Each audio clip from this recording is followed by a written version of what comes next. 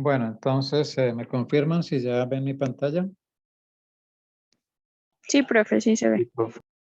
Muy bien, bueno, entonces vamos con este tema nuevo, que digamos sería la introducción a lo que es el tema que vamos a ver de la aplicación de la transferencia de calor en alimentos, ya con casos, digamos, prácticos de cálculos, por ejemplo, para tiempos de escaldado en frutas y cosas similares de penetración del calor en la preparación de conservas y cosas similares. Entonces, pues antes de eso vamos a hacer como un repaso de esto, de lo que son las propiedades térmicas de los alimentos.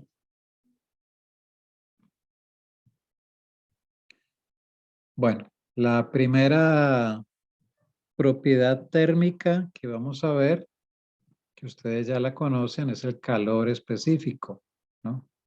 El calor específico. ¿Alguien se acuerda de lo que es calor específico? Al menos de la fórmula. Porque ustedes ya lo vieron, calor específico. O el concepto, ¿alguien se acuerda del concepto del calor específico? La energía necesaria para aumentar un grado, algo así. No me acuerdo bien, pero Bueno, algo así es. ibas por buen camino. Sí, la energía necesaria para aumentar un grado de temperatura. ¿No? Para aumentar en un grado la temperatura, ¿no? Bueno, casi, está muy cerca Sí, por allí. profe. Entonces, miren, aquí tenemos el concepto, cantidad de calor ganada o perdida por unidad de masa de producto para lograr un cambio de una unidad de temperatura sin cambio de estado. ¿Ya? Porque no necesariamente es para aumentar, también puede ser que se reduzca la temperatura en un grado, ¿no? O sea, es la cantidad de calor que se debe ganar, que un producto debe ganar o debe perder, se debe retirar, cantidad de calor que se debe retirar por unidad de masa de producto para lograr un cambio de una unidad de temperatura, un cambio de un grado en la temperatura, o sea que se aumente o se disminuya, sin cambio de estado, ¿no? Sin que haya un cambio de estado. O sea que la fórmula del calor específico vendría siendo, SQ sería la cantidad de calor, como decimos, por unidad de masa, ¿no? La cantidad de calor ganada o perdida por unidad de masa para lograr un cambio, un delta de temperatura que equivale a un grado, ¿ya? Bien sea que lo midamos en Celsius o en Kelvin, da igual, ¿no? Entonces, cantidad de calor que se debe aportar o retirar del producto por unidad de masa para lograr un cambio de temperatura de un grado. Básicamente ese es el concepto, ¿no? Donde Q, pues es el calor ganado o perdido, lo podemos medir en kilojoules o en joules. M es la masa en kilogramos, la unidad de masa. Y el delta de temperatura, pues puede ser en Celsius o en Kelvin. Y Cp, pues nos daría calor específico en unidades de calor en kilojoules sobre kilogramo o grado Celsius o grado Kelvin, que es lo mismo, porque estamos hablando de un cambio, de un delta de temperatura. Bueno, en alimentos sabemos que el calor específico está en función de su composición, de la humedad, o sea, del contenido de agua, de la temperatura y de la presión, ¿no? Entonces, de acuerdo a ello, pues el calor específico de un alimento aumenta con el contenido de humedad, ¿ya? Recuerden que la sustancia que tiene mayor calor específico es el agua. Entonces, entre más humedad, entre más contenido de agua contenga el alimento, pues mayor será su calor específico o por lo menos será más cercano al del agua. ¿Ya? En los procesos con cambio de estado, por ejemplo, cuando congelamos o descongelamos, pues se utiliza un calor específico aparente en esos cálculos, el cual incluye el calor sensible y el calor latente.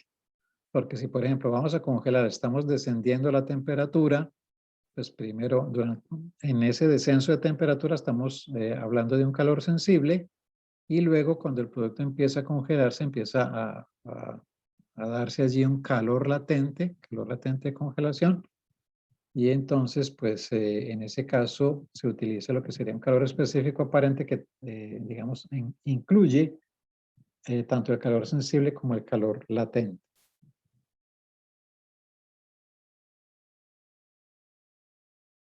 Bueno, el calor específico, pues, es utilizado en muchísimos cálculos que tenemos que hacer en procesos, ¿no? Cálculos, por ejemplo, para el diseño de equipos, cálculos para tratamientos térmicos, etcétera.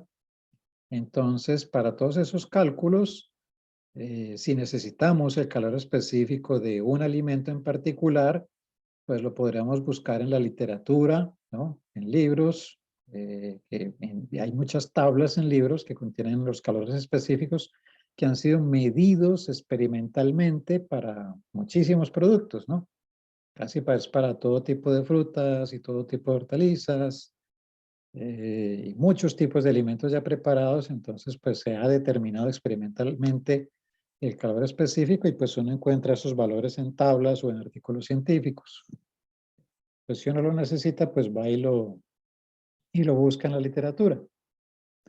Pero, por ejemplo, puede ser que no encontremos para un producto en particular el calor específico y lo que podemos hacer es estimar, obtener un valor aproximado de ese calor específico usando unas ecuaciones de predicción empíricas que se obtienen experimentalmente, ¿ya? Entonces, hay científicos que se ponen a estudiar el calor específico de una sustancia y con base en sus estudios desarrollan unas ecuaciones que permiten, digamos, estimar cuál sería el calor específico bajo ciertas condiciones. Esas son las famosas ecuaciones, son fórmulas empíricas. ¿Y eso en qué está basado? Pues está basado en los constituyentes que tenga ese producto, ese alimento. Entonces, como generalmente el agua es el componente mayoritario en la mayoría de los alimentos, sobre todo en los alimentos frescos, ¿no? En las frutas y hortalizas, entonces muchas ecuaciones que nos permiten determinar el CP, el calor específico, se expresan en función del contenido de agua, porque es el componente mayoritario en ese tipo de productos, ¿no? Sobre todo los productos frescos, ¿no? Bien sea una carne, una fruta, una hortaliza, etc. Bueno, vamos a ver algunas de esas fórmulas, de esas ecuaciones empíricas para calcular valores de calor específico. Una de esas fue propuesta por Siebel, mire que ya hace bastantes años, 1892. Y entonces Siebel pues desarrolló una ecuación muy sencilla que es esta para determinar, bueno, para obtener una aproximación del valor del calor específico, que es CP igual a 0,837 más 3.349 por X sub W. ¿Ya? Donde esta X sub W es el contenido de agua en fracción.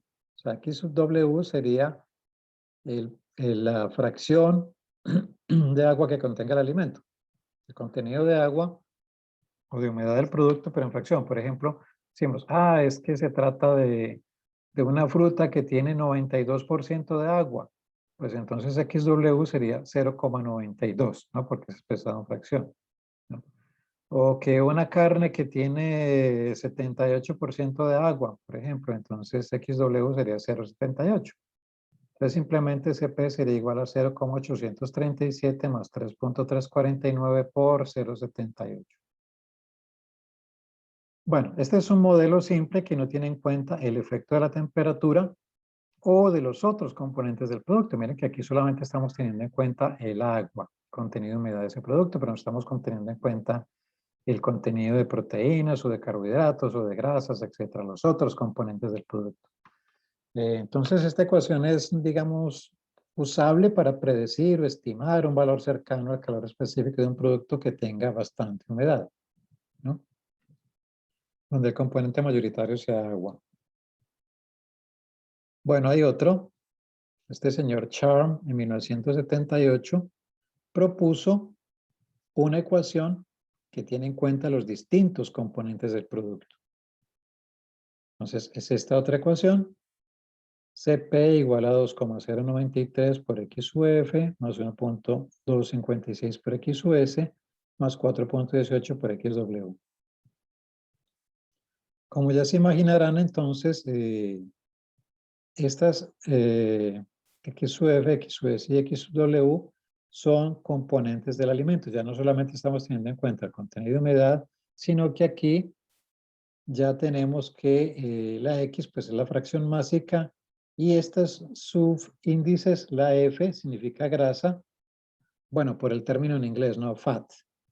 La F es de grasa, la S es de sólidos no grasos, solids, y la W es de el agua, ¿no? Water. Entonces, y las X pues es la fracción, ¿no? Como lo expliqué hace un rato. Los coeficientes, estos coeficientes que tenemos aquí, pues corresponden a los calores específicos de los constituyentes. Entonces, por ejemplo, 2,093 sería el calor específico de las grasas, ¿no? Bueno, es un valor promedio, digamos, de calor específico de las grasas, y entonces por eso se multiplica este coeficiente por el contenido de grasa que hay en ese producto, en fracción. 1,256 sería el calor específico de los sólidos no grasos. Ya en sólidos no grasos pues estaremos hablando de carbohidratos, de proteínas, cenizas. Entonces digamos que este sería un promedio general del calor específico de los sólidos no grasos y multiplicamos por la fracción de sólidos no grasos que hay en ese producto. Y 4,187 sería el calor específico del agua, bueno, a cierta temperatura, y multiplicamos por la fracción másica de agua que haya allí en ese producto.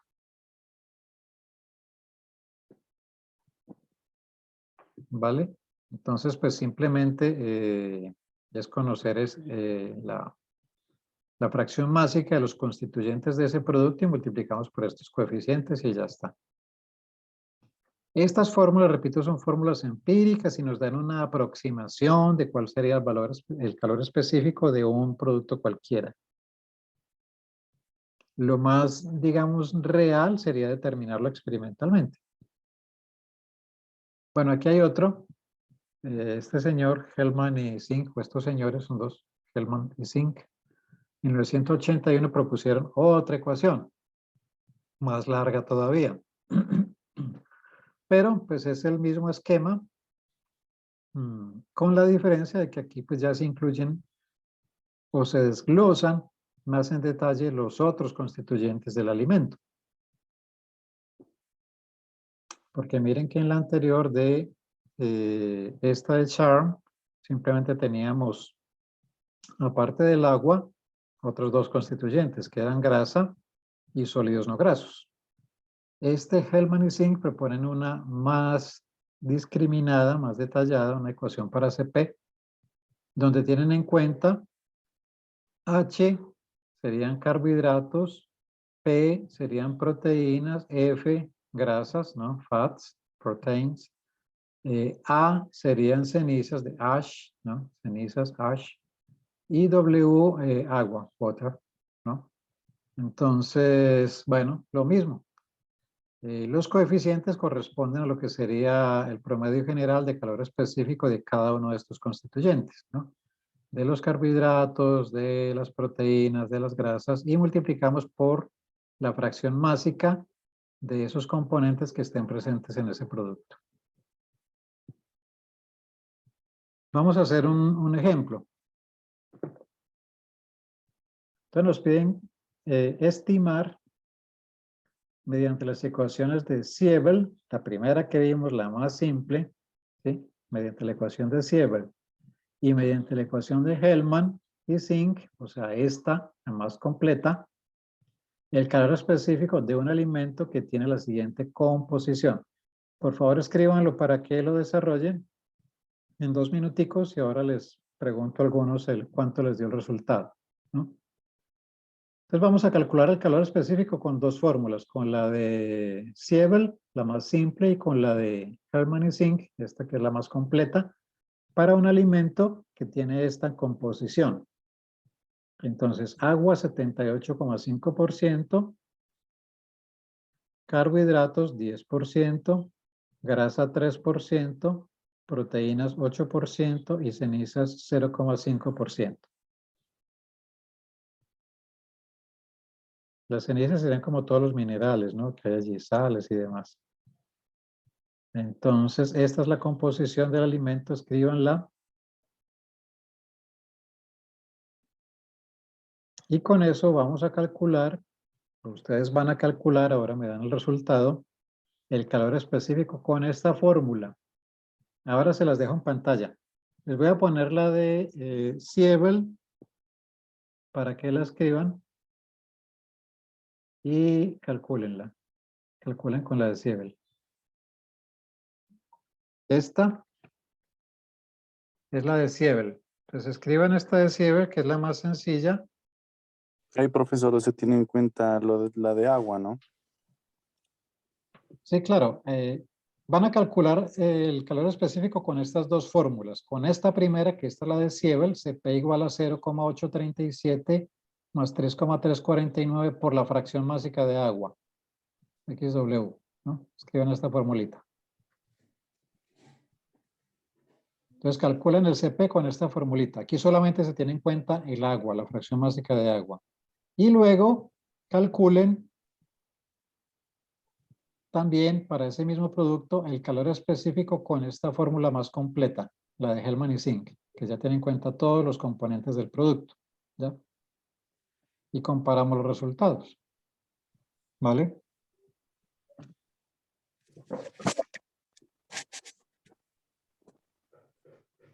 Bueno, entonces calcúlenlo. Aquí 2 minuticos y ya les pregunto.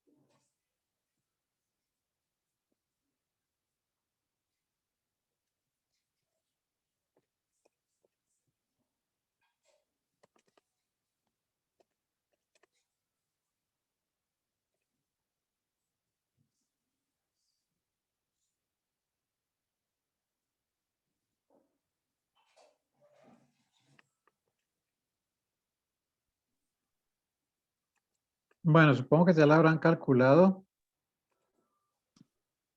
A ver, escuchemos a algunos.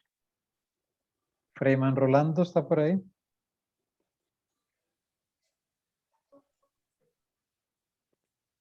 Sí, profe, pero todavía no la calculaba, es que no alcancé a anotar la fórmula y le estaba pidiendo.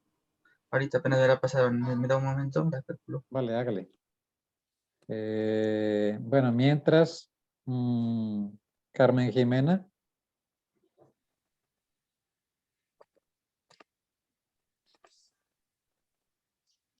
Carmen.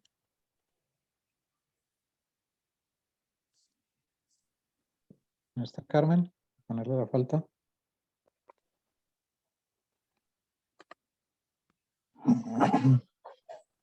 Entonces vamos con Ángela María.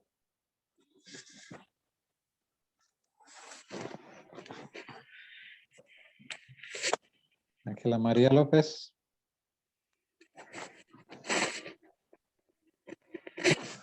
¿Tampoco? Sí, ¿Puedo participar, profe? Espera, ya te doy la palabra.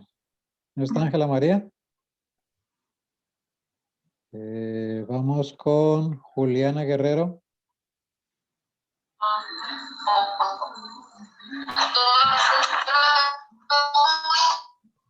Juliana.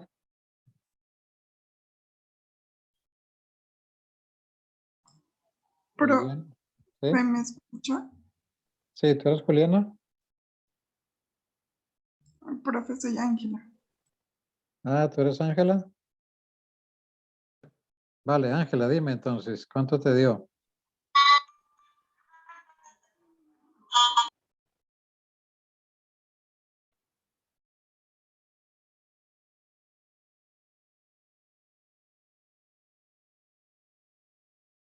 O escriba en el chat, Ángela. ¿Tiene problemas de audio?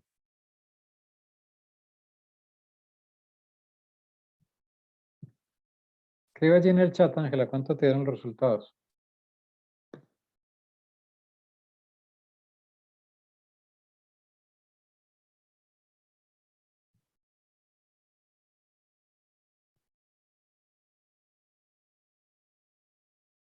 No, no le estamos escuchando, Ángela. Porfa, escriba ahí sus resultados.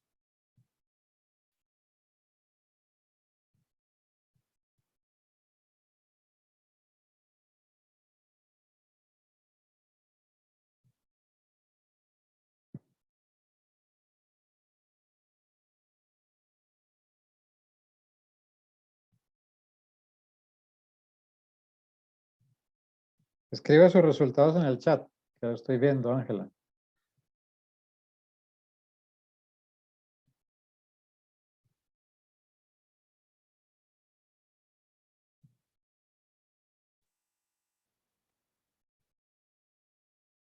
Vale, Ángela dice que le da 3.46. Ese supongo que es con la fórmula de, sí, con la primera fórmula de Siebel. Y con la segunda, ¿cuánto le dio, Ángela?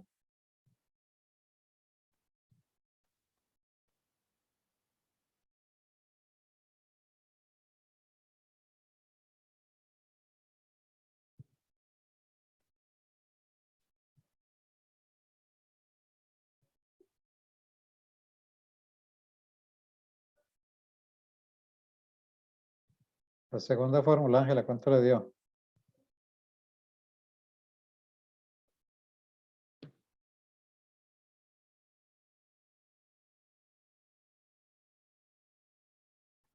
Vale, vamos con José Rafael. ¿Está por ahí, José Rafael? Sí, profe, presente. Cuénteme, José Rafael, ¿cómo le dio la primera? La primera me dio 3.47. ¿Eso en qué unidades estaría?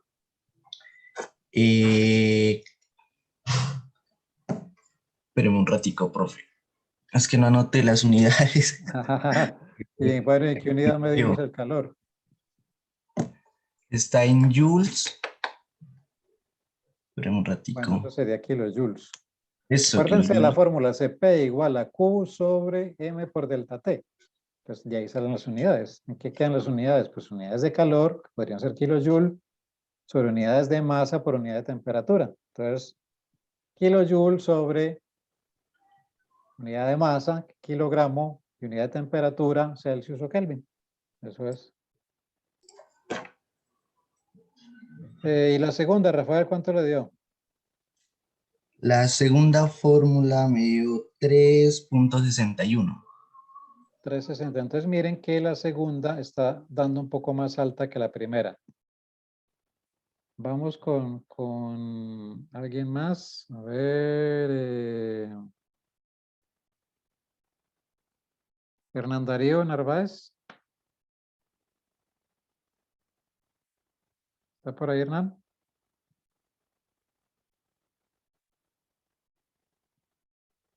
Hernán Darío.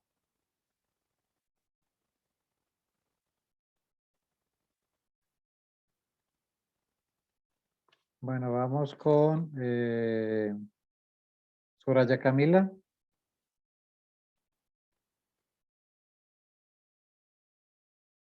Soraya.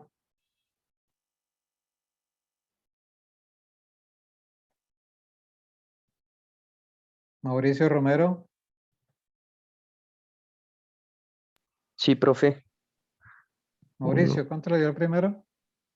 El primero me da 3.46, profe. Y el segundo, El segundo me da, espéreme, profe.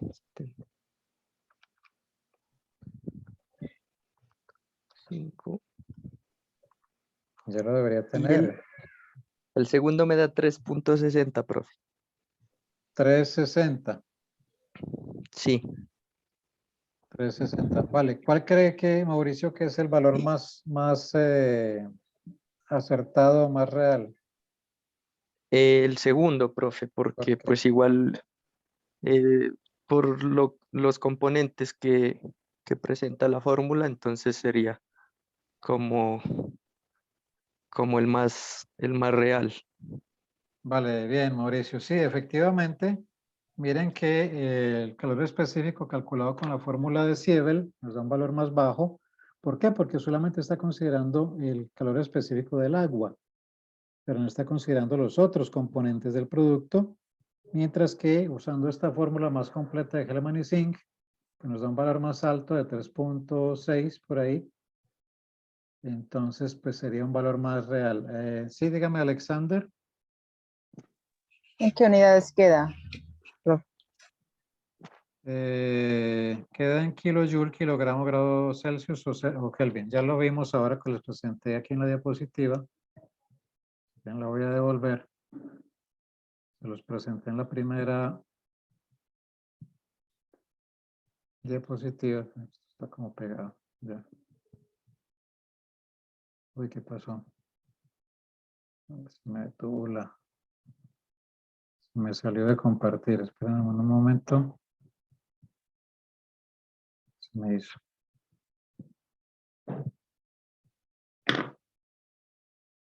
Me parece que se me cerró el PowerPoint.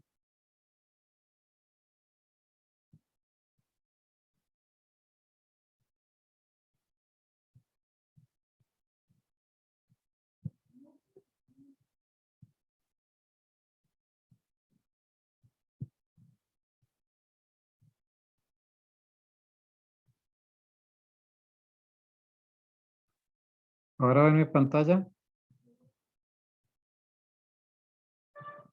Sí. Bueno, pues cuando les presenté esta diapositiva, les puse ahí las unidades. Aquí están, kilojoule, kilogramo, grado Celsius. Además, ustedes lo pueden deducir ustedes saben cuál es una unidad de calor, ¿no? Es kilojoule o joule. ¿Cuál es la unidad de masa? Pues kilogramo o gramo. ¿Cuál es la unidad de temperatura? Pues Celsius o Kelvin. Entonces, ¿en qué queda eso? Pues en joule, gramo Celsius, o en kilojoule, kilogramo Celsius, o kilojoule, kilogramo Kelvin, según la unidad que estén trabajando. Esas son cosas que ustedes tienen que ya tener en su cabeza, ¿ya? Las unidades de cualquier variable de estas ustedes las deben conocer, ¿ya? Y la fórmula o el concepto, si yo sé que el concepto de calor específico es la cantidad de energía ganada o perdida por unidad de masa de producto para lograr un cambio o un delta de temperatura de 1 grado, pues eso ya me está describiendo la fórmula, ¿ya? O la fórmula me da el concepto. Entonces, ustedes ya deben tener claro eso.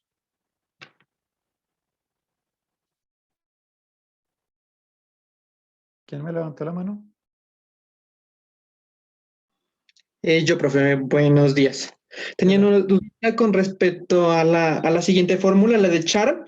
En ese caso, se sumaría proteínas, cenizas y agua, ¿no? Para calcular los sólidos no grasos.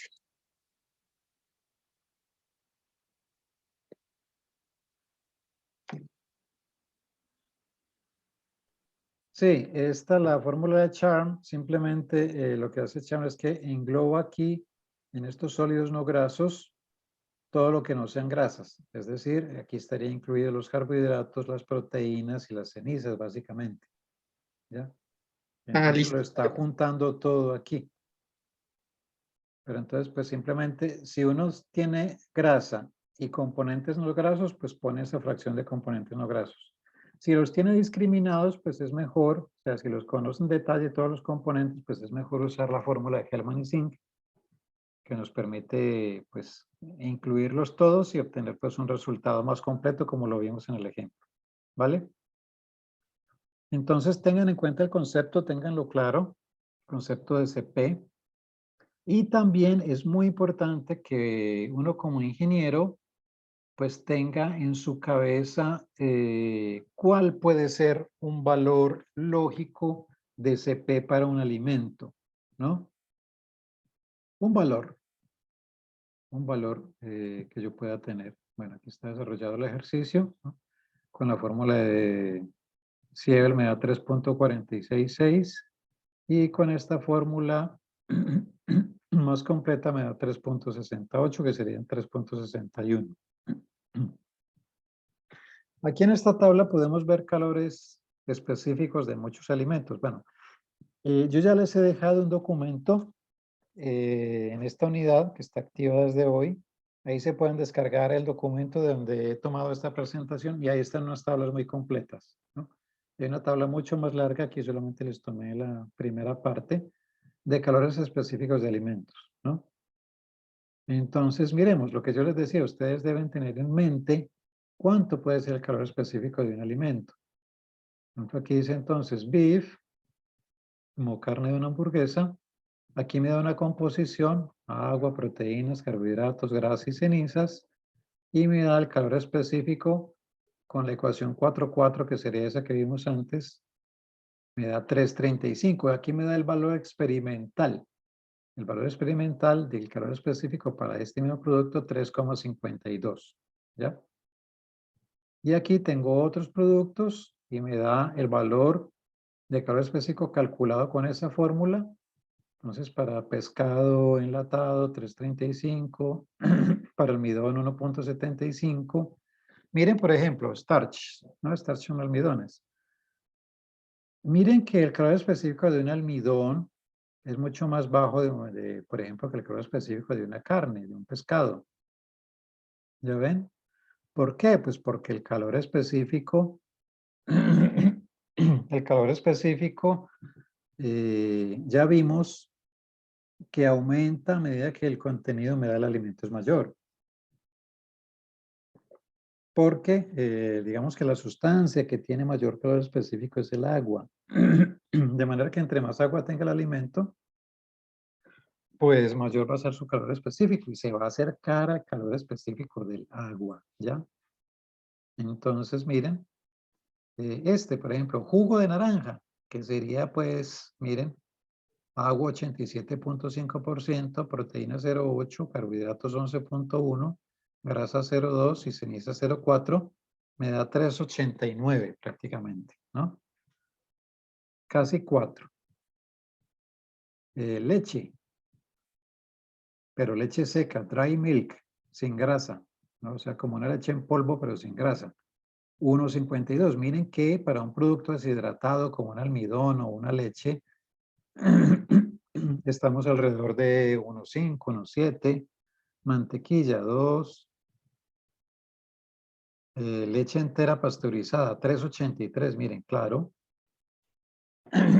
Entonces, miren, para un producto con bastante agua, una fruta, una hortalizas, podríamos estar pensando en calores específicos.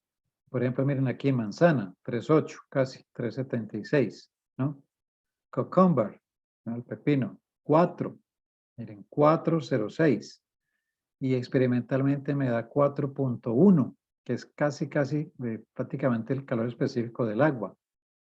Patata, 3.48, miren, porque la patata tiene más contenido en sólidos, ¿eh? Almidones, miren. Agua 75, 23% de carbohidratos, ¿ya? Entonces, por eso nos da un calor específico menor. Pescado, bueno, llevamos por arriba pescado. Y así, ¿no? Otros. Huevo, yema de huevo, 2.45, porque esta tiene mucha grasa. La grasa da un calor específico menor. Y bueno, en fin. Entonces, tengan en cuenta, si a mí me dicen, ¿por qué es? Porque es que a veces uno necesita hacer cálculos matemáticos en procesos y necesita simplemente un valor aproximado, ¿ya? ¿Qué le pondría de calor específico a un producto, a una fruta o a una hortaliza fresca? Ah, pues yo le puedo poner alrededor de 3.7, 3.8 y no me estoy pelando por mucho, ¿ya? Estaría ahí en un valor muy cercano. ¿Cuánto le pongo calor específico a una carne cruda, ¿no? Una carne fresca. Pues miren, 3.35, 3 por, si le pongo 3.4, pues estaría en un valor muy cercano, ¿ya?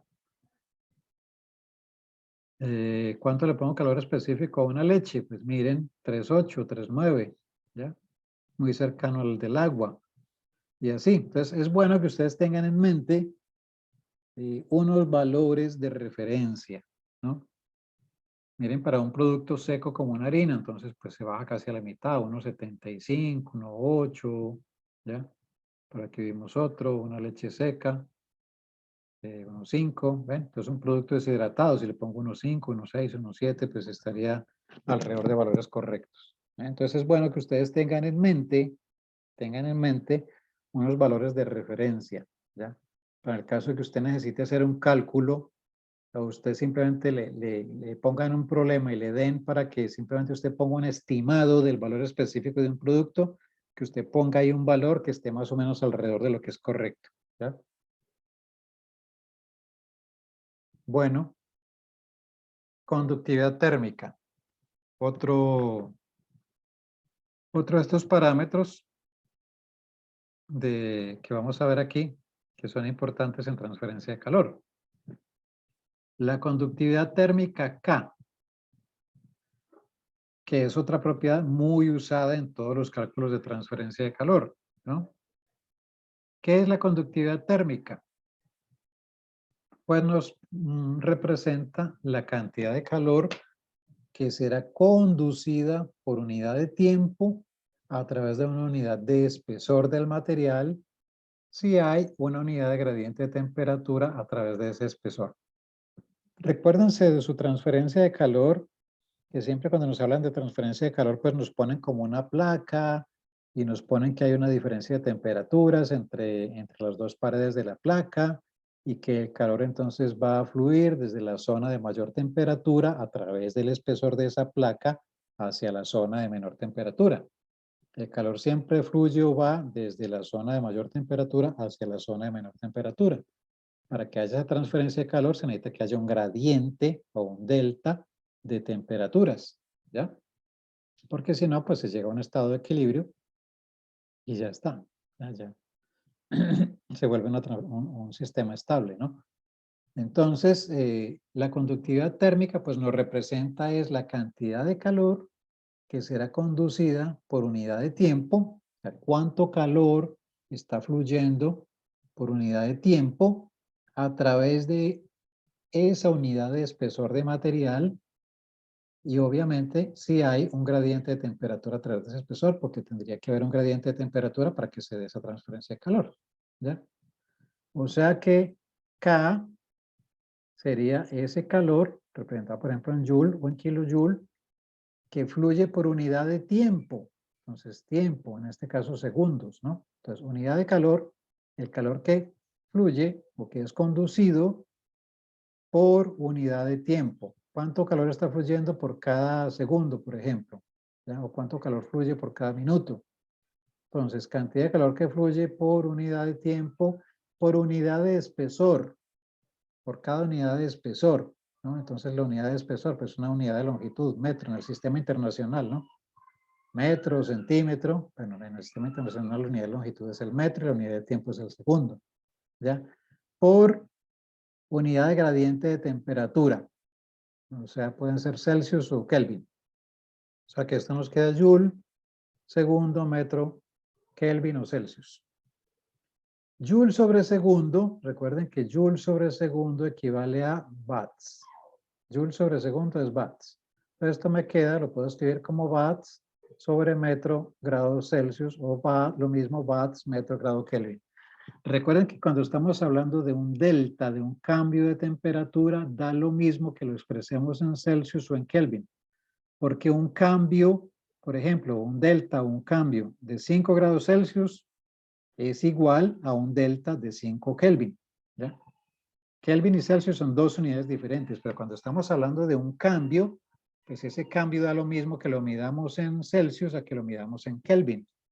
¿Por qué? Porque si yo transformo, tengo dos temperaturas, por ejemplo, 20 y 25 grados en Celsius. Entonces digo, bueno, entonces 25 menos 20 me da 5 Celsius. Ese es el delta, 5 Celsius. Ahora en Kelvin, entonces paso los 25 Celsius a Kelvin, paso los 20 Celsius a Kelvin y mido el delta en Kelvin. Pues eso será equivalente al delta en Celsius. Va a ser equivalente, lo mismo. Entonces da lo mismo poner watts metro Celsius que watts metro Kelvin, ¿ya? Y no hay que ponerse a hacer las transformaciones de temperaturas, que es un error muy típico que ustedes a veces cometen, ¿no?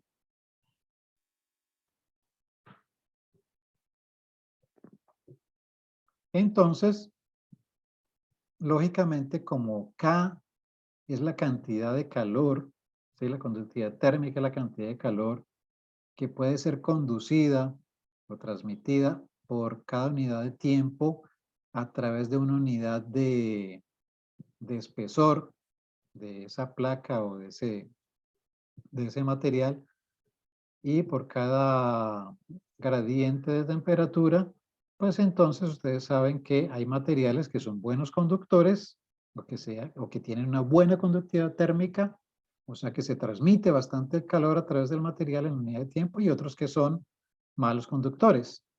Entonces, si yo cojo una cuchara por el mango y la pongo a calentar en la estufa de gas, pasará muy poquito tiempo hasta que yo sienta el calor en mis dedos, ¿cierto? ¿Por qué? Porque el metal es muy buen conductor de calor. Entonces, la cantidad de calor que se transfiere, transmite, que se conduce más bien por unidad de tiempo y por unidad de espesor, pues va a ser, esto va a ser grande, ¿no? Se transfiere mucho calor por unidad de tiempo. Mientras que si yo cojo un trozo de madera y lo pongo al calor y lo sostengo, pues no voy a sentir, porque la madera es muy mal conductor, ¿ya? Puedo dejar que pase mucho tiempo, a menos que ya se acerque el fuego a mis dedos, y no voy a sentir esa transferencia de calor, ¿no? Entonces la magnitud de K, que es la conductividad térmica, depende del tipo de material, eso ustedes ya lo saben, por allá desde su bachillerato. Entonces tenemos que los metales son buenos conductores, tienen valores de K grandes, entre 50 y 400 watts metros Celsius. El agua, miren, y una cosa que yo les aconsejo, ustedes como ingenieros, tengan en cuenta siempre cuáles son los valores para el agua de todos estos parámetros, ¿no? Tengan siempre en mente eso, el del agua. ¿Por qué? Porque los alimentos se aproximan mucho al agua, porque contienen mucha agua. Entonces ustedes siempre tengan en mente el agua, ¿ya? Entonces el agua tiene 0,6 watts metro Celsius a 20 grados. Esto cambia con la temperatura, ¿no? La conductividad térmica cambia con la temperatura.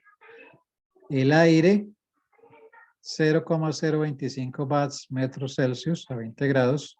Miren que el aire es muy mal conductor. Por eso es que el aire se usa como aislante, ¿no? El aire tiene muy mala conductividad térmica, 0,025 watts metro Celsius. Y tenemos los materiales aislantes, que tendrían conductividades entre 0,035 y 0,173. ¿Sí? Miren que incluso los materiales aislantes tienen una conductividad más alta que el aire. O sea que el aire es de los mejores aislantes, ¿no? ¿Ya? Y miren el agua, entonces está aquí, 0,6 watts metro Kelvin o Celsius. ¿Vale? Tengan en cuenta el concepto, ¿ya? Tengan en cuenta el concepto para que deduzcan en qué consiste la conductividad térmica.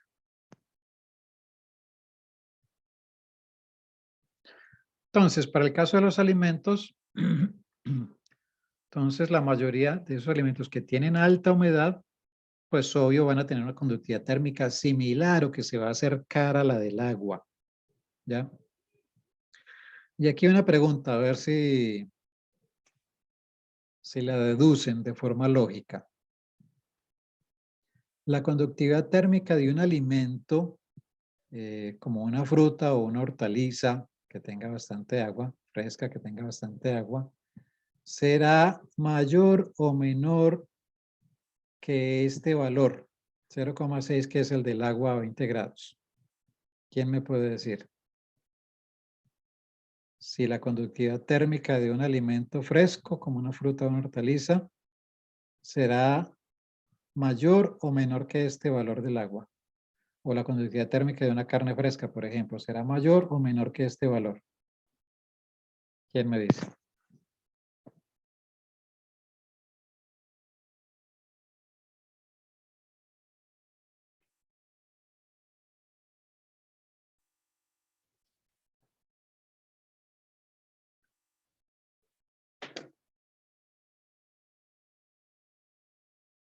Nelson, Potosí, ¿está por ahí? Sí, profe. ¿Qué opina Nelson? Digamos, una naranja, una manzana o un trozo de carne tendría una conductividad mayor o menor que este valor 0,6. Pues la conductividad debería cambiar por la misma composición de la materia, pues Sí, pero ella hay simplemente minerales. ¿usted qué piensa? ¿Sería mayor o menor que este valor? Menor digo, perdón. Mayor. ¿Mayor o menor? Piénselo bien, ¿mayor o menor? ¿Ya? Mayor. ¿Por qué mayor? Pues yo no lo analizo como, por ejemplo, la parte de la carne, que pues ya viene con hierro, ¿no? Entonces, pues hay mayor transferencia de... Pero el hierro que tiene una carne debe ser muy poquito. Y si no, si usted tiene un trozo de hierro ahí, pues se va a partir una muela cuando se la coma. No, pero pues se hace como el paréntesis como la composición de minerales que tienen ciertos productos. Sí, pero aparte de, bueno, los minerales, ustedes saben, son una cantidad muy pequeñita en los alimentos, ¿no? Muy pequeñita. Entonces, claro, los otros componentes que están ahí, pues mayoritarios aparte del agua, pues ya son las proteínas, las grasas, los carbohidratos, ¿no? Y bueno, y ya otros componentes mucho menores, ¿ya? Entonces, esos otros componentes, las proteínas, las grasas, los carbohidratos, tendrán una conductividad mayor o menor que la del agua. Eso es lo que hay que pensar. ¿Me entiendes? Eso es lo que hay que pensar un poquito. A ver, ¿quién me dice que sería mayor o menor? Ángela Gabriela Urrea, ¿estás por ahí? Sí, profe. ¿Qué piensas, Ángela Gabriela? ¿Será mayor o menor la conductividad térmica de un alimento fresco en comparación con el del agua?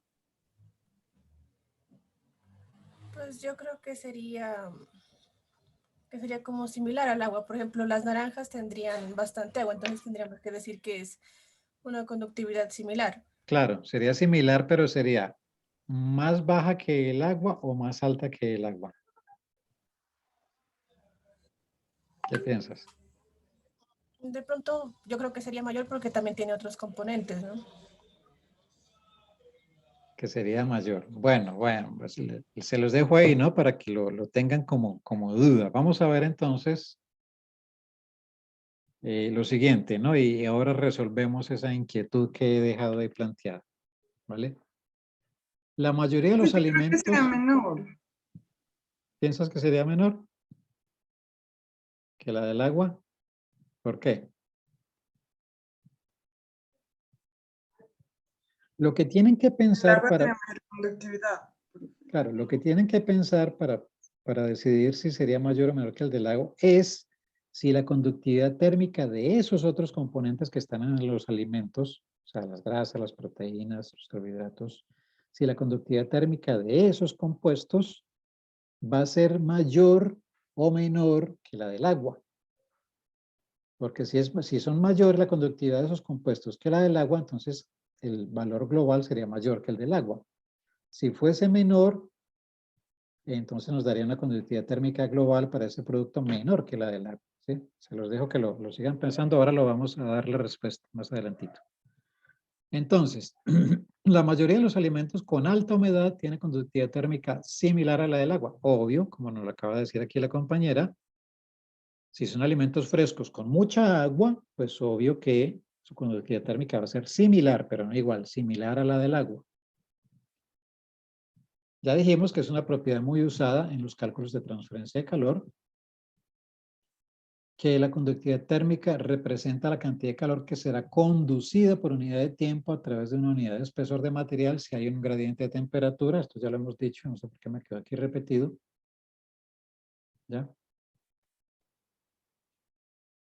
La magnitud de K depende del material. Es que se me repitió esta diapositiva. Bueno, al igual que CP, hay ecuaciones empíricas para la estimación de la conductividad térmica, ¿no? Entonces, para alimentos con contenido de agua mayor de 60%, este señor Sweet, 1974, propuso la siguiente ecuación. Entonces, lo mismo que con el CP, si uno necesita la K, la conductividad térmica, para hacer un cálculo en procesos, un cálculo de transferencia de calor, pues uno se va a los libros, a la literatura, a los artículos científicos y busca en tablas o eso, busca la conductividad térmica de ese producto en específico, que uno la va a encontrar. Por eso yo les dejo en este documento que les he dejado para que se lo descarguen. Ahí hay una serie de tablas con muchos valores de conductividad térmica para muchos productos. Y si no es tal del producto que ustedes buscan, pues busquen un producto similar y lo pueden asemejar. Dice, bueno, carne de cuy, pues no encuentro la conductividad térmica de la carne de cuy, pero aquí tengo la conductividad térmica de la carne, qué sé yo, de conejo, o al menos la carne de cerdo, o la que sea, y puedo tomar un valor similar, porque va a ser muy similar, ¿ya? Y lo otro que puedo hacer es utilizar ecuaciones empíricas que se han deducido para calcular la conductividad térmica si conozco la composición del producto. Entonces, Sweet propuso esta fórmula para alimentos con más de 60% de agua, ¿no? Entonces, cuando hay bastante humedad, puedo estimar, ojo, estimar, ¿no? Esto es una aproximación, la conductividad térmica con esta formulita. 0,148 más 0,493 por XW, que sería la fracción másica de agua. ¿Y esto en qué unidades me da? Ya vimos que la conductividad térmica la expreso en watts, metro, grados Celsius o watts, metro, Kelvin. ¿Ya? Bueno, ya dijimos XW es el contenido de humedad. Entonces, por ejemplo, para carnes y pescados entre 0 y 60 grados de temperatura y con contenidos de agua entre 60 y 80%, que es lo normal en las carnes, entonces Sweet, este mismo Sweet, ¿no? Pero ya en el año 75 propuso la siguiente ecuación. 0,08 más 0,52 por el contenido de agua. Entonces, ojo, esto para carnes. Entonces, este Sweet, pues haciendo sus estudios y analizando la conductividad térmica de muchos tipos de carnes, pues logró deducir esta ecuación que me permite dar una aproximación, una estimación de la conductividad térmica para una carne, ¿sí? O para un pescado que esté a una temperatura entre 0 y 60 grados y cuyo contenido de agua sea entre 60 y 80%, que en este rango es el rango normal de humedad de una carne o de un pescado. Entonces yo puedo estimar, no conozco la conductividad térmica de la carne de cuy. Bueno, pero sé que el contenido de humedad, que la humedad es muy fácil medirla en cualquier producto, simplemente pongo a secar y ya.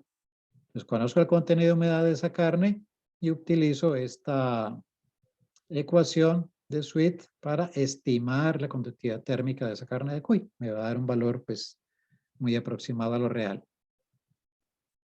Otra ecuación empírica que desarrolló este mismo señor Sweet ya en el año 86 ya tiene en cuenta otros componentes del alimento, no solamente la humedad, sino que también tiene en cuenta, como vimos en el caso del CP, pues tiene en cuenta la H que son carbohidratos, la P que son proteínas, la F que son grasas de fat, la A que son cenizas, ash, y obviamente el agua, ¿no? Entonces, aquí hay una fórmula para calcular o estimar la conductividad térmica de un alimento si yo conozco la composición proximal de ese producto, si conozco cuánto contiene de carbohidratos, de proteínas, de grasas, de cenizas y de, obviamente, de agua. Entonces, con eso calculo esa conductividad térmica. Estos coeficientes, pues, son corresponden a conductividad térmica de los componentes puros. O sea que este 0,25 sería la conductividad térmica para los carbohidratos, este 0,155, la conductividad térmica para las proteínas, el 0,16, la conductividad térmica para las grasas, 0,135, la conductividad térmica para las cenizas, y 0,58. En realidad la conductividad, esto depende, ¿no?, de la temperatura, pero la conductividad térmica del agua, recuerden que está alrededor de 0,6, que lo vimos aquí, ¿no? Conductividad térmica para el agua alrededor de 0,6 watts metro grado Celsius, varía un poco con la temperatura, levemente varía con la temperatura, ¿ya? Con esto podremos resolver la pregunta de hace un rato. Miren, ¿cómo es la conductividad térmica de los otros componentes del alimento comparada con la del agua? Si tomamos que la del agua, bueno, aproximamos esto a 0,6. Si tomamos que la conductividad térmica del agua pura es 0,6, miren que la conductividad térmica de los carbohidratos es 0,25, es menor. La conductividad térmica de las proteínas es 0,155, es menor que la del agua. La conductividad térmica de las grasas es menor todavía que la de los carbohidratos, es 0,16. La conductividad térmica de las cenizas es 0,135. Miren que todas estas conductividades son menores que la del agua. Entonces, de acuerdo a eso, ¿cómo sería la conductividad térmica de un alimento que tenga cierta cantidad de agua? ¿Sería mayor o menor que la del agua? Y ahí quedó respondida la pregunta. ¿Quién me dice? Menor a la del agua. Menor a la del agua. ¿Por qué? Porque los otros componentes del alimento tienen conductividades térmicas menores que la del agua. ¿Sí? ¿Qué quiere decir eso? Pues que son más malos conductores de calor. O sea, quiere decir que los carbohidratos son más malos conductores de calor que el agua, que las proteínas son más malos conductores de calor que el agua, que las grasas son más malos conductores de calor que el agua. ¿Ya? Todos estos tienen menor conductividad térmica que el agua. Por lo tanto, cualquier alimento tendrá menor conductividad térmica que el agua. Pero entre más agua tenga, se va a acercar a la conductividad térmica del agua, que le podemos tomar como 0,6. ¿Ya? Entonces, estos coeficientes de conductividad térmica de los compuestos que forman parte de un alimento, los compuestos puros, los componentes puros, pues yo los puedo hallar tabulados en la literatura. De hecho, en esas tablas que yo les dejo están esos valores, ¿ya? Para que ustedes puedan hacer una estimación, conociendo la composición de cualquier producto, pueden estimar el valor de K. Aquí hay un ejemplo de un pedazo de una tabla de esas que están ahí en ese documento. Y miremos. Manzana, contenido de humedad 85,6%. Y en temperaturas entre 2 y 36 grados. ¿Cuánto me da la conductividad térmica? 0,393. O sea, este valor de conductividad térmica sería un valor aplicable en este rango de temperaturas entre 2 y 36. Entonces, miren, me da una conductividad térmica, digamos, de 0,4 casi, ¿no? 0,4 bar metros Celsius. ¿Cuánto es el del agua? 0,6. Miren que una manzana me da 0,4, menor que la del agua.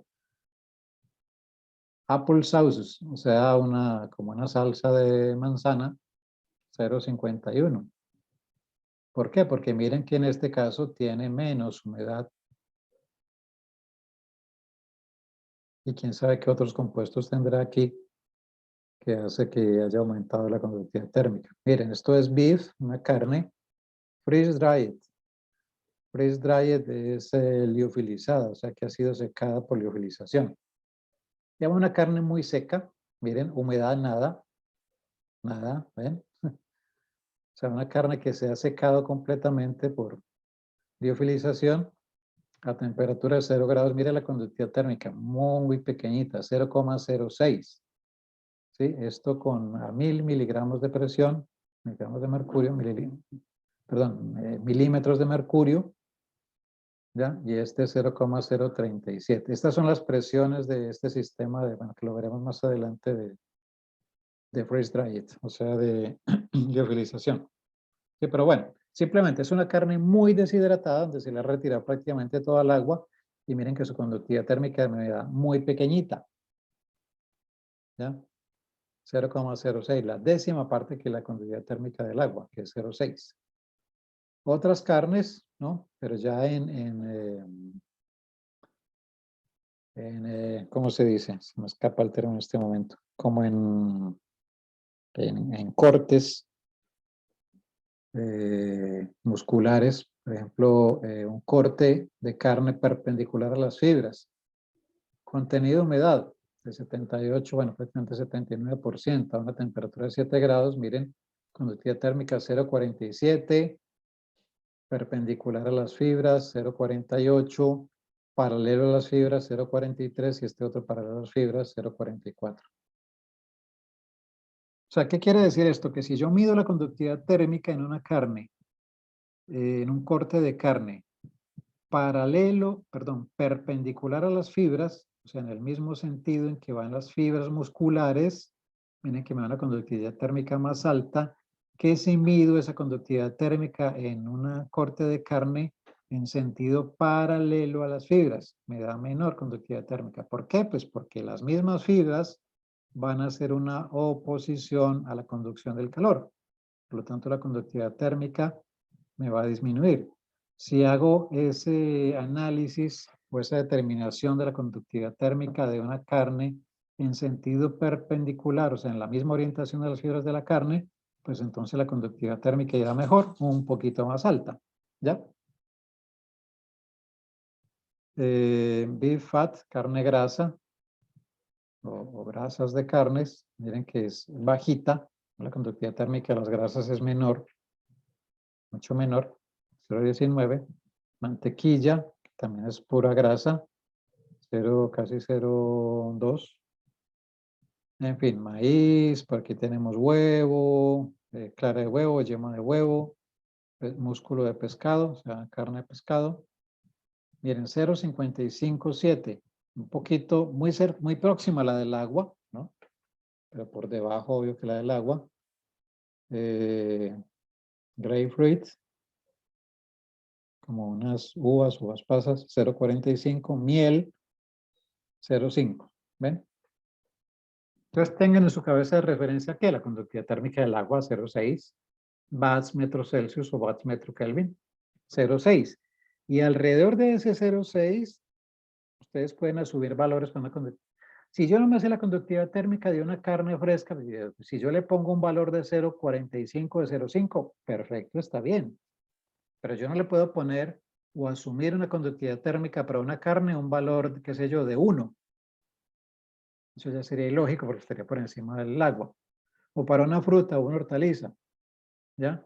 Si yo le pongo una conductividad térmica de 0,4, perfecto, está bien. 0,45, vale, ¿ya? Pero no le puedo poner 0,8. ¿Ven? Entonces, si tienen en cuenta el valor del agua, conductividad térmica del agua, pues ustedes pueden hacer una apreciación, una aproximación de un valor para otro alimento. Dependiendo del contenido de humedad, entre más humedad tenga, más cercano estará al del agua, un poquito por debajo del agua. Entre menos humedad tenga, estará más abajo. Por ejemplo, aquí el caso que estamos viendo de estas carnes liofilizadas, muy secas, casi sin agua. Miren que la conductividad térmica es bajísima. ¿Por qué? Porque cuando uno seca un alimento, le ha quitado toda el agua y queda un sistema poroso allí con orificios y porosidades llenas de aire. Ustedes saben que el aire es un material aislante, muy mal conductor, y entonces la conductividad térmica a través de ese material deshidratado muy seco va a ser muy mala. Una conductividad térmica muy bajita, ¿ya? Entonces me va a dar valores muy pequeños. ¿Alguna duda? Sí, profe, me queda una duda respecto a las temperaturas. ¿Existe alguna forma de hacer una corrección o lo que usted mencionaba, no más que se hace una suposición? Sí, realmente las temperaturas siempre afectan esto, no mucho, porque viene, por ejemplo, que nos está mostrando que podemos usar este valor en este rango de temperaturas que es grande entre 2 y 36. Allí en el documento que yo les dejo, hay otra ecuación para CP y para conductividad térmica que tiene en consideración las temperaturas. No la quise traer aquí para no complicar las cosas, porque pues sí, hay un efecto de la temperatura, pero no es un efecto que sea muy grande, sobre todo en los rangos de temperatura normales, ¿no? De temperatura ambiente. como esto que está mostrando aquí, entre 2 y 36, ¿ya? Entonces, ese efecto anual me varía unas décimas ahí, los valores de CP o centésimas, los valores de CP o de K, pero no son cambios significativos, ¿ya? Tendríamos que estar hablando en condiciones ya de temperaturas muy altas o muy bajas para poder que realmente se afecte en buena medida los valores de CP o de conductividad térmica, ¿vale? Pero sí, en el documento que ustedes se los dejo para que lean, hay otra fórmula que trata de tener en cuenta el efecto de la temperatura para el cálculo o una estimación de CP y también de K. ¿Ya? Ustedes lo pueden mirar allí. ¿Alguna otra duda? Entonces recuerden, tengan en cuenta los valores de CP del agua, alrededor de 4, 4.1, ¿no? El CP perdón, la conductividad térmica del agua, 0,6. ¿Ya? Recuérdense las unidades. Y el último que vamos a ver, la última propiedad que vamos a ver aquí es la conductividad, perdón, la difusividad térmica, que la representamos por alfa, con una letra alfa. ¿Ya? La difusividad térmica. Entonces, esta es una relación que involucra, miren, esta alfa, la difusividad térmica, involucra a la conductividad térmica, a la densidad y al calor específico. O sea, mezcla estas tres cosas, ¿sí? En un ratio, en una relación, que es que alfa es igual a K, que es la conductividad térmica, dividido entre la densidad multiplicada por el calor específico CP. ¿Ya? Aquí se me quedó un paréntesis abierto. Bueno, esta la fórmula es K, alfa es igual a K sobre densidad por CP. ¿Ya? Y entonces, si le ponemos las unidades a cada cosa de estas, se cancelarán algunas y alfa, la difusividad térmica, me queda en unidades de metro cuadrado sobre segundo. ¿Ya? Entonces, miren, la difusividad térmica es esta relación que involucra estos tres parámetros: conductividad térmica, densidad y calor específico.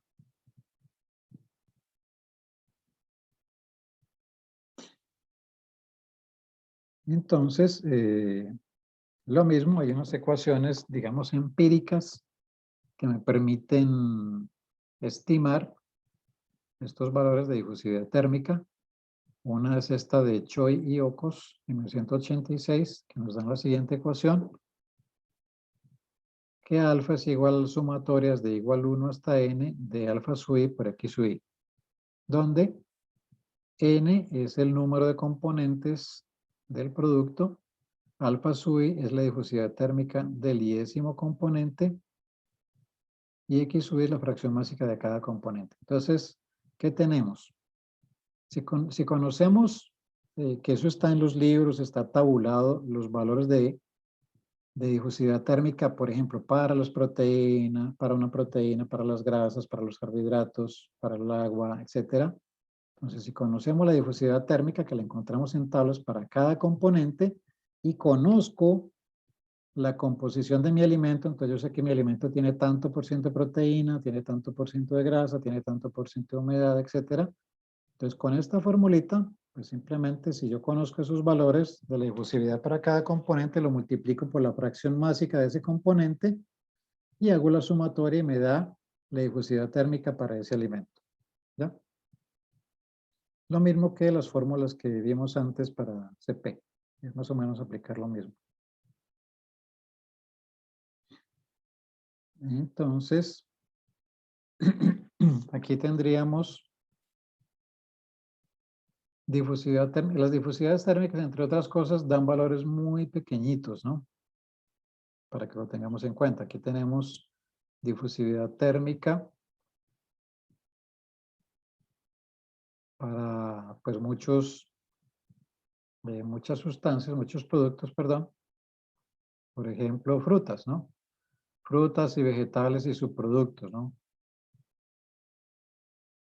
Bueno, todas estas que están aquí, contenido de humedad de estos productos, temperatura, y miren que la difusividad térmica se afecta por la temperatura, varía un poco, ¿no?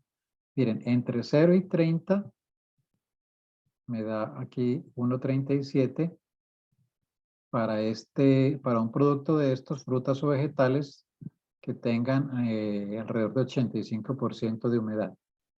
Pero si ya la humedad se reduce a 37 grados y con una temperatura de 5, entonces tenemos una difusividad térmica de 1.05. Y miren que todos estos valores están expresados por 10 a la menos 7 metro cuadrado segundo. Todos estos valores son por 10 a la menos 7, o sea, 0,0000000, ¿ya? 6 ceros, 1.37. Perdón, 137, ¿no? Por 10 a la menos 7. Estos valores son súper pequeños de difusividad térmica, ¿ya? Entonces, pues miren, obviamente se afecta por el contenido de humedad, ¿no? Aquí está avocado, que es el aguacate, o sea, pulpa de aguacate, semilla, el aguacate entero. ¿Esto es por qué? Porque pues alguien, por ejemplo, se puso a estudiar la difusividad térmica del aguacate.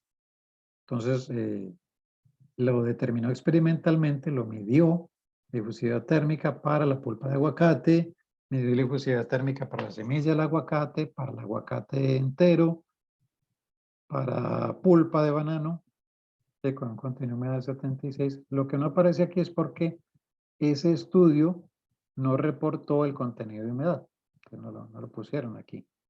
En este caso sí, para pulpa de banano, pues humedad del 76% a una temperatura de 5 y les dio 1,18 por 10 a la menos 7 metro cuadrado sobre segundo.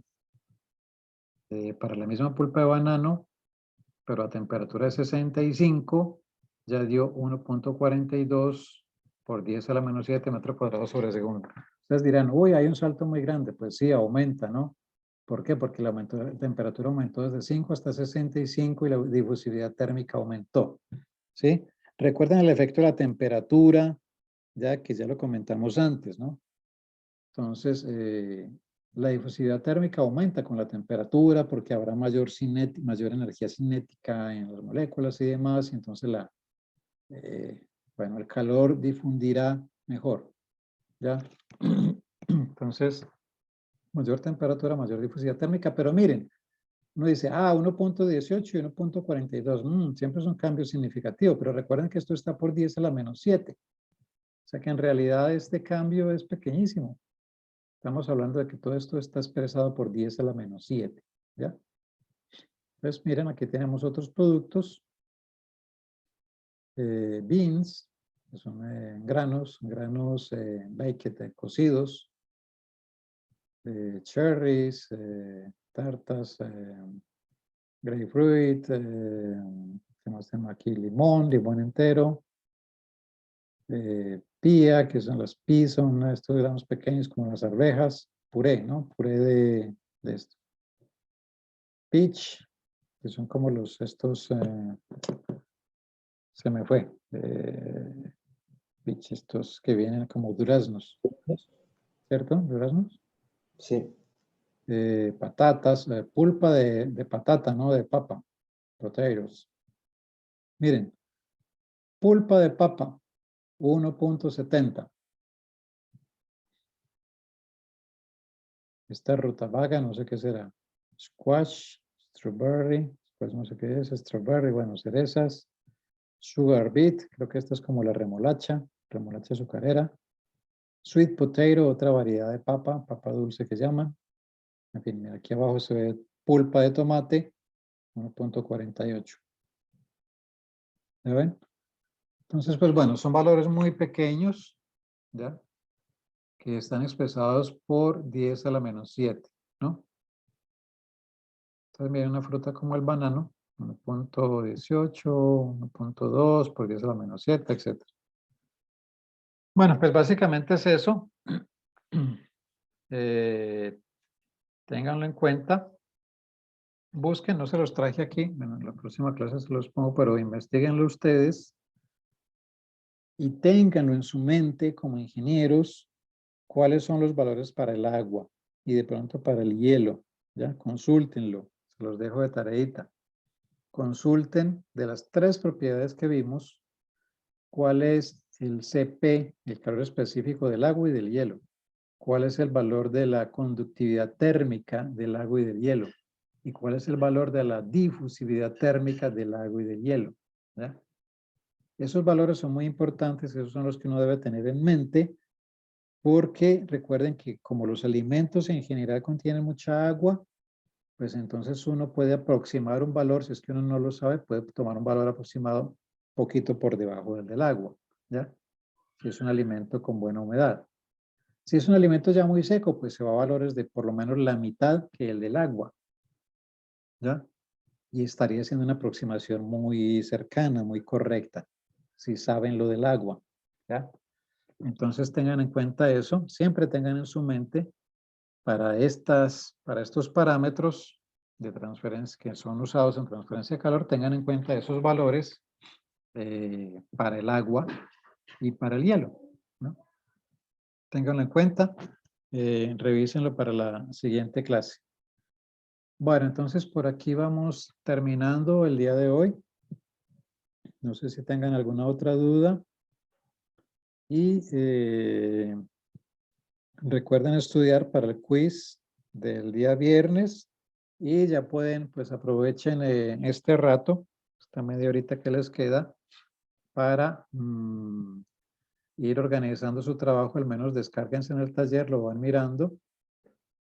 La mayoría son preguntas de teoría, simplemente salen de ahí de leer y analizar bien el documento. Unas preguntas de teoría que dan de respuesta allí y al final un ejercicio de aplicación sobre lo de las cinéticas de reacción con base en los datos que hay en ese artículo científico, ¿vale? Y ya está, bueno, eso sería todo. No sé si tengan alguna inquietud. El jueves a ver si podemos unirnos para ver la charla sobre impresión 3D de alimentos. ¿Alguna inquietud?